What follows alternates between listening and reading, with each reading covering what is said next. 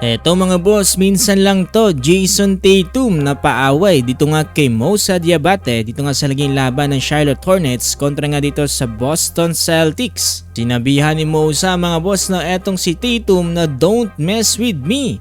Ano nga ba mga boss ang pinagmulan ng gulo na yan? Tara't pag-usapan natin yan.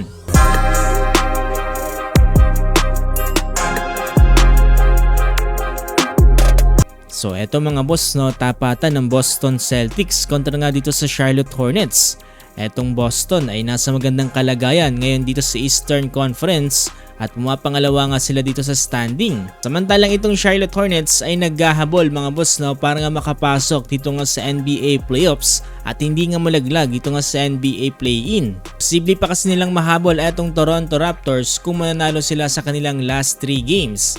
At matatalo naman etong Raptors dito nga sa kanilang last remaining games. Pero eto sa kalagitnaan ng laban dito nga ng Boston Celtics, ito under 10-minute mark dito sa second quarter matapos magkaroon ng foul dito nga ni Peyton Pritchard dito nga sa tira ni Miles Bridges. Etong bola mga boss no ay sinubukan ngang kunin dyan dito nga ni Moussa Diabate. Pero etong si Jason Tatum mga boss ay parang ayaw din ibigay dito nga kay Moussa. At eto tinapik-tapik mga boss ang bola at parang ginawang volleyball.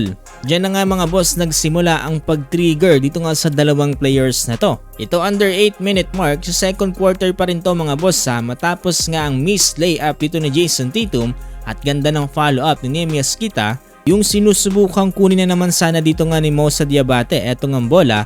Etong si Jason Tatum mga boss parang ayaw na naman ibigay sa kanya at tinatapik-tapik na naman. Ang matindi niyan mga boss na etong si Jason Tatum ay tinulak pa etong si Moussa Diabate.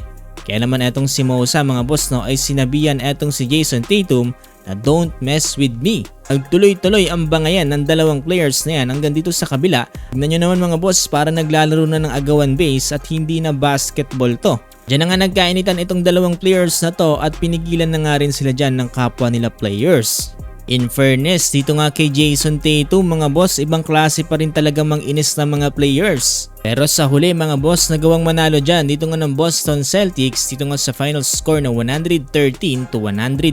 Nanguna nga dito para sa Boston etong si Jaylen Brown na merong 35 points, 9 rebounds at 3 assists. Itong si Jason Tatum ay mayroong 23 points, 5 rebounds at 4 assists. Para naman dito sa Charlotte Hornets ay nanguna nga dyan etong si LaMelo Ball na merong 36 points, 5 rebounds at 6 assists na sinusundan dito ni Brandon Miller with 20 points. So let's see mga boss kung magagawa bang maipanalo dyan ng Charlotte Hornets ang kanilang last 2 games at maging 45 ang kanilang wins. At kung sakali kasing matalo pa ang Raptors dito nga sa kanilang last 3 games at may stuck sila sa 44 wins, ay may pag-asa pa etong Hornets. Kung may panalo yan ng Raptors ay malalaglag na sa play-in etong Hornets. Kung gusto pa na may basketball updates ganito mga boss ay huwag niyong kakalimutang i-follow itong ating page.